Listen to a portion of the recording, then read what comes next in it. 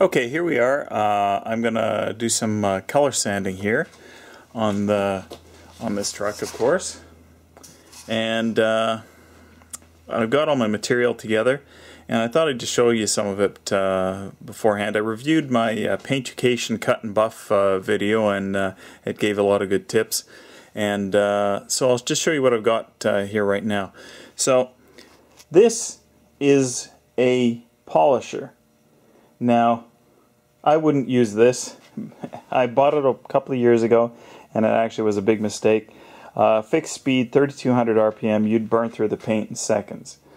So what I did buy is I bought this thing here, and this is also called a polisher sander, but it is variable speed, and it goes from basically 0 RPM to I think around 3000 RPM.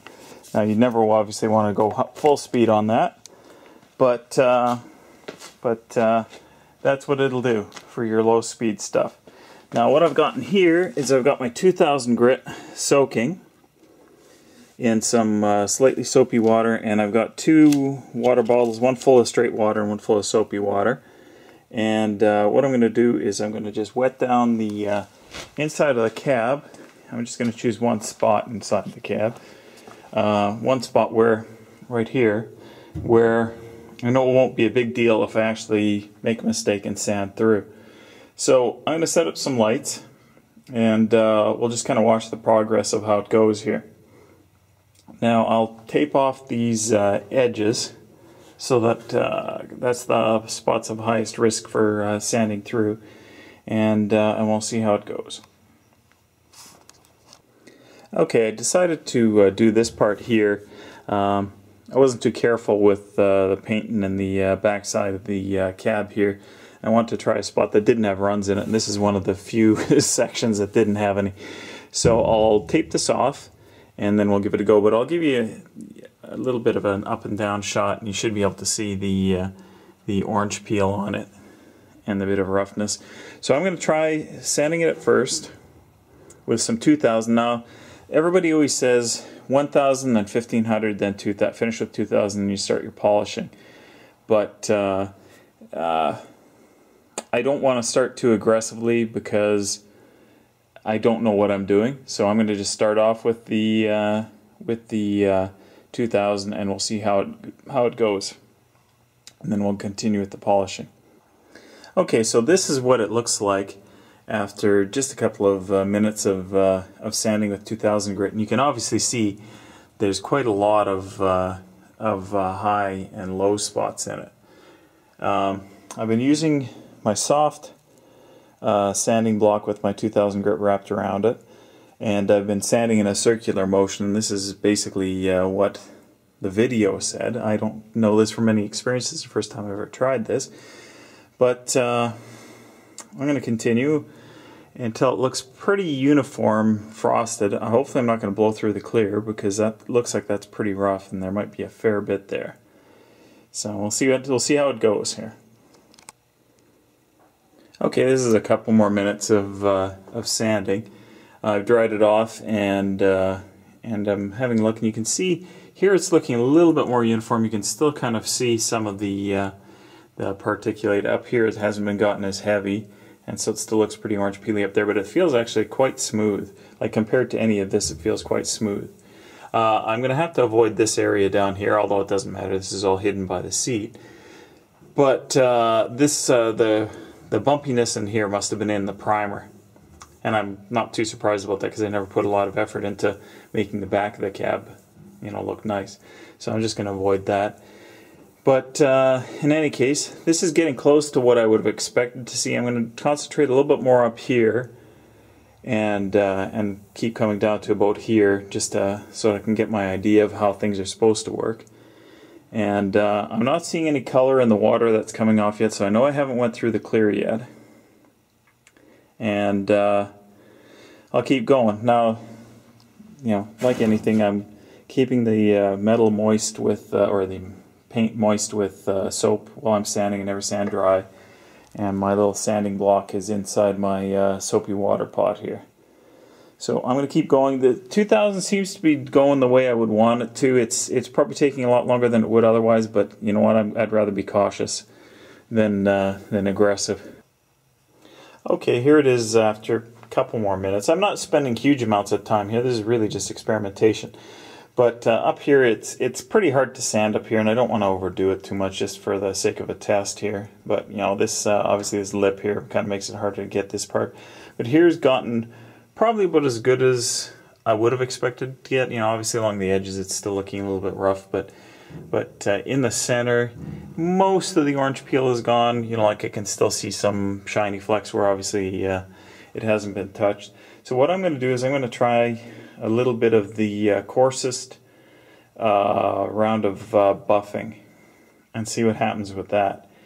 Now that should take out most of the sanding scratches and should bring back a fair bit of luster, and we'll see how it looks. We'll actually be able to compare it quite dramatically because you can see the light reflected in here and here on the other side. But here obviously it's not even reflecting very well anymore. So we'll see what happens when we do just like a minute or so of buffing, or however long it seems to make sense. Okay, there it is after you know, not even a couple of minutes of buffing with this coarser grit foam pad and this heavy cut cleaner here. And you can actually see the difference if you look to the right and the left. You can see it actually looks quite well. You can actually make out the tube instead of it looking fuzzy like the one on the right there. So I'm not too unimpressed. Or I'm impressed. Let me word it a little bit better there. I'm impressed. I can still see some little dots in here where there's still a few lows in the clear from when I was you know, just sanding with the 2000. I think that this will work fine for what I'm doing. I think I will work with just 2000 from now on. I'm just going to try and polish up this so that it looks shiny again. Maybe just touch down here a little bit. It's kind of hard to work it. You're supposed to use about a dime-sized glop of that rubbing compound, but it's kind of hard to get it to stay where you want it to on a vertical surface. So I've been actually just applying it directly to the pad. Whether that's a good idea or not, I don't know. Clearly it's not getting to the edges of the pad. It's all sticking in the center of the pad, so maybe I'll have to try and do that. We'll see how it goes. I'm going to keep going with it. Okay, so I decided to move up to the medium cut cleaner and see what it would do. And I'm not sure it really is a big difference because on their grading scale, their heavy cut is an 8 on their random scale there.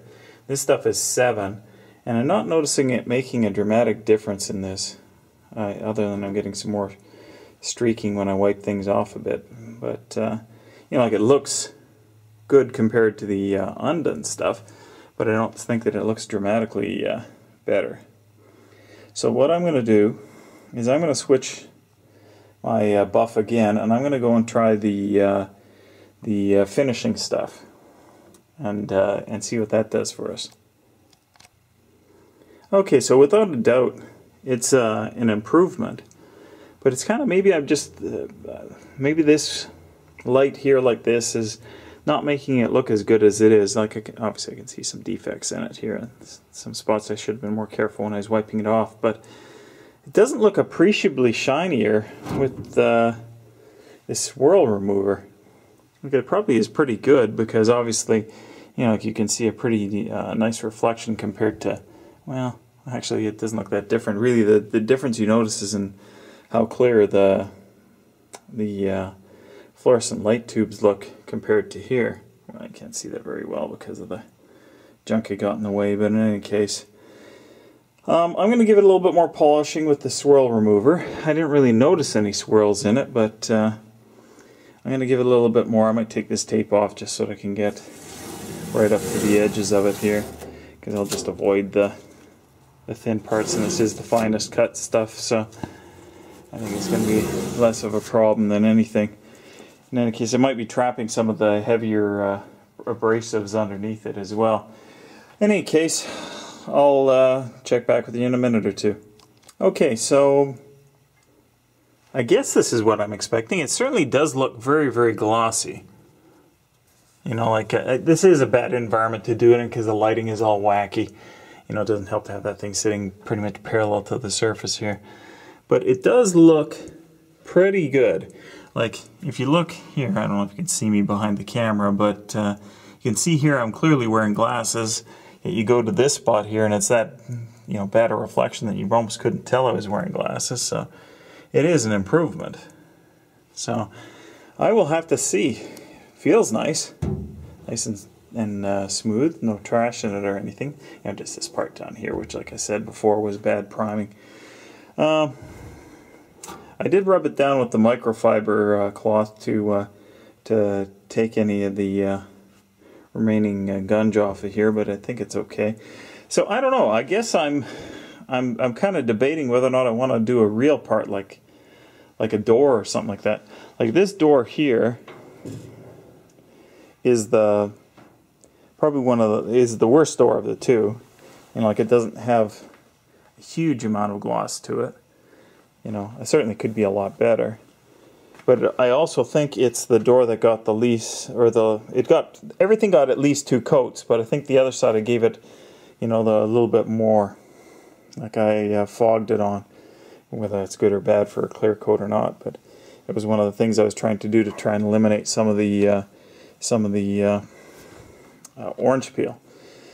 So I think what I'm going to do is I'm going to shut down for the day, and I'm going to go inside and I'm going to watch that Paintucation cutting and buffing video again. I'm just going to see exactly what he was doing, because one thing I wasn't 100% certain of is I know when you're wet sanding you want the surface to be wet, obviously, but I wasn't sure if you're supposed to wet it when you're putting your glop on, your cutting stuff on. So I'll have to re-review that and see what they say about that, or what K25 says about that. So anyways, that's probably, well, yeah, that's going to be it for today. And thanks for watching, and rate, comment, subscribe.